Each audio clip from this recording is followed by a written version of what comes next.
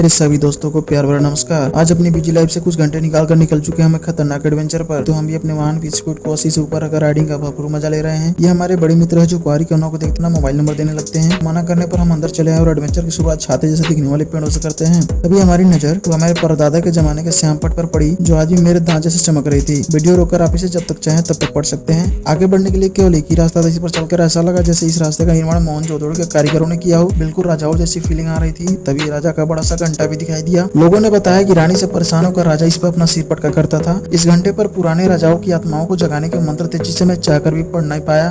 कलाकारी इतनी भयंकर थी कि मेरा नौसाद पेंटर भी शर्मा जाए। मैं इसको डुप्लीकेट बनवाकर इंटरनेशनल चोर बाजार में बेचने की भरपूर कोशिश करूंगा।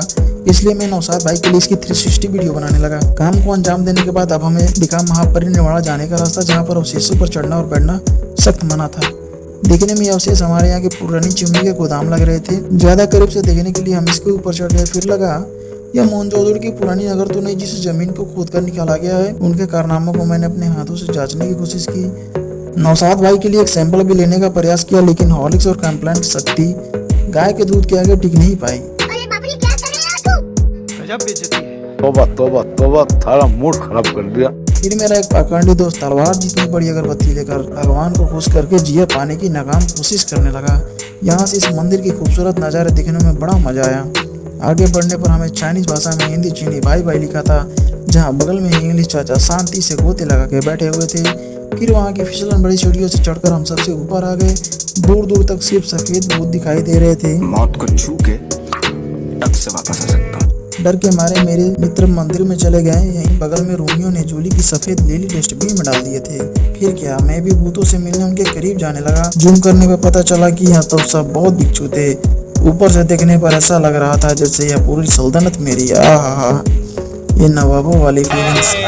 मंदिर के अंदर आते ही भगवान बुद्ध की लेटी हुई प्रतिमा को देखकर मेरे अंदर की आत्मा तृप्त हो गई। 50 रुपया कट ओवर एक्टिंग के वजह। चलो भाई, देखो अब मैं क्या करता हूँ। अच्छा, चढ़ावे में मेरे सपनों में आने वाली मिठाइयाँ चढ़ाई गई थी। भाई साहब, अब तो मेरे नौसाद पेंटर की पक्की जल गई होगी।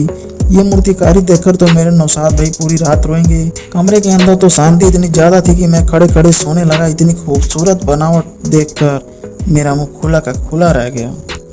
मुझे आज भी याद है कि हम लोग बचपन में इतिहास में महात्मा बुद्ध की कहानी अवश्य पढ़ा करते थे, जिसमें ये बताया गया था कि महात्मा बुद्ध अंत समय में कुशीनगर आ गए और यहीं पर उन्हें एक बीमारी हो गई, जिस कारण से वे अपने प्राण त्याग दिए। और यहीं पर उनकी याद में एक बहुत ही भव्य मूर्ति और यहाँ पे एक बहुत ही भारी मंदिर का निर्माण किया गया, जहाँ की यहाँ पे देखिए खूबसूरत बनावट बहुत ही लाजवाब है। यहाँ के आर्किटेक्ट ने इतनी खतरनाक डिजाइन तैयार की है, जहाँ पे चारों तरफ से अच्छा के लिए CCTV कैमरे लगाए गए हैं और यहाँ पे सेफ्टी का पूरा ख्याल रखा जाता है। जगह जगह पे पोस्टर लगाए गए हैं कि आपको वीडियो बनाना मना है। यहीं पे इनके पैरों के पास अनेकों देशों की मुद्राएं चढ़ाई गई हैं, जहाँ पे भारत की भी देखिए मुद्रा चढ़ाई गई हैं। क्या करे, भगवान है इसलिए हमको भी रुकना पड़ा है, वरना इतनी मुद्रा देखकर किसके मन में लालच नहीं आ जाता। यहाँ पर आप देख सकते हैं कि 1-1 के नोट भी पड़े हैं, पता नहीं किस देश के हैं। मुझे अपने देश का उतना ही ज़्यादा नॉलेज है जितना आपको है। अगर आपने इसमें से कितने ज़्यादा नोट पहचान सकते हैं, अगर पता है तो कमेंट सेक्शन में ज़रूर लिखें। तभी हमारे बगल के भाई साहब अपने इंडिया के यहाँ पे देखिए 100 रुपये चढ़ाते हैं। हालांकि यहाँ पे बगल में कई जगह नोटिस में लिखा हुआ था कि दान देना मना है, फिर भी लोग अपनी इच्छा अनुसार जो भी मन करता है वहाँ पे देकर चले जाते हैं। मेरे ख्याल से तो यहाँ पे पूरे भारत में जितने भी हिंदू मंदिर हैं उसमें सबसे अच्छा मंदिर लगा, क्योंकि यहाँ पे कोई भी पंडित या फिर कोई भी यहाँ पे दबाव नहीं डाल रहा था कि आप यहाँ पे ये करा लीजिए, चाहे चढ़ावे के लिए चाहे लाइन लगाने के लिए, कुछ नहीं। आपको स्वेच्छा समझा जितना देर रुकना है रुक सकते थे, कोई रोक टोक नहीं। मंदिर घूमने के बाद हम सभी बाहर चले आए और लोगों ने अपनी अपनी इच्छाएं यहाँ के लकड़ियों पर लिख रखा था। हालांकि देखने में हमें बिल्कुल अच्छा नहीं लगा। यहाँ पे लकड़ियाँ देखिए कितनी मजबूत हैं, जिनको एकदम अच्छे से काट कर सटाया गया है। यहाँ पर देखिए क्या लिखा है, लकड़ी कहीं कहीं पे सड़ भी गई है और यहाँ पे एक तरह से मिट्टी का पेंट लगाया गया है। यहाँ पे देखिए मैं अपने हाथों से इसे दिखा रहा हूँ, ये मिट्टी का पेंट है। लकड़ी इसको हल्का हटा सकते हैं। यहाँ पे देखिए हमारे भाई साहब लिख रहे हैं और मैं भी यहाँ पे अपना विश लिख दिया हूँ। फिर लिखा है यहाँ पे स्तूप पर लिखना मना है, जबकि यहाँ पे मैक्सिमम लोग यही काम कर रहे हैं। यह बात कर मैं खुद भी शर्मिंदा हूँ, क्योंकि मैंने थोड़ी देर पहले अपनी इच्छा भी इस पर लकड़ियों पे लिखी, पर मुझे पता चला कि जब लकड़ियाँ पूरी तरह भर जाती हैं तो उसे दूसरे लकड़ियों से रिप्लेस कर दिया जाता है। मंदिर के बगल में काफ़ी ज़्यादा पानी इकट्ठा हुआ था, जहाँ सफ़ेद लिली खिले हुए थे, जिसको तोड़कर भगवान बुद्ध के चरणों में समर्पित किया जाता है। यहाँ पर माताएं भी अपनी इच्छा लिख रही हैं। यहाँ पर देखिए ऐसा लग रहा है जहाँ से यहाँ पे कोई एक व्यक्ति खड़ा होकर और नीचे सभी को गाइड करता होगा। और यहाँ पर देखिए एक गाइड भी आ गए हैं, जो कि यहाँ पे इन लोगों को अच्छे से एडवेंचर को पूरी अच्छी से अपनी बातों को बता रहे हैं। आप यहाँ आकर ये गाइड भी कर सकते हैं, जो कुछ रुपये लेकर आपको पूरी एडवेंचर का अच्छे से मज़ा दिलाएंगे। हालांकि ये गाइड देखने में कम लग रहे थे, एक संत जैसा लग रहे थे जिन्होंने अंदर जाने के लिए प्रवेश लिया था, और अंदर जाकर ये सभी पूरी फैमिली को अच्छे से विजिट कराएंगे। तो वीडियो में आगे तक बने रहिए। इतना तक झेलने के लिए आपका बहुत बहुत धन्यवाद। पूरे ग्राउंड में हर जगह नोटिस चिपकाया गया था कि वीडियो करना मना है, पर मैं रुकने वाला नहीं था क्योंकि आज भीड़ बहुत कम थी। और इसी तरह चढ़ते हुए देखिए एकदम ऐसा स्केलेटन जैसा दिखने वाला भूत जैसा एक पेड़ का जड़ दिखा, दिखने में बहुत ही अजीब लग रहा था। तो सोचा मैं इसे वीडियो बना लूँ। अब शुद्ध पेयजल की तरफ हम लोग निकल चुके हैं क्योंकि प्यास भी लग चुकी थी और हम सोचे कि थोड़ा सा फ्रेश भी हो लें। यहीं पे देखिए हम पानी का टेस्ट करके देखना चाहते हैं। अगर आप इस मंदिर में आए तो हर चीज़ की फैसिलिटीज़ है मंदिर के एक कोने में, यानी कि मंदिर की एंट्री से आपको जाना पड़ेगा नॉर्थ साइड में।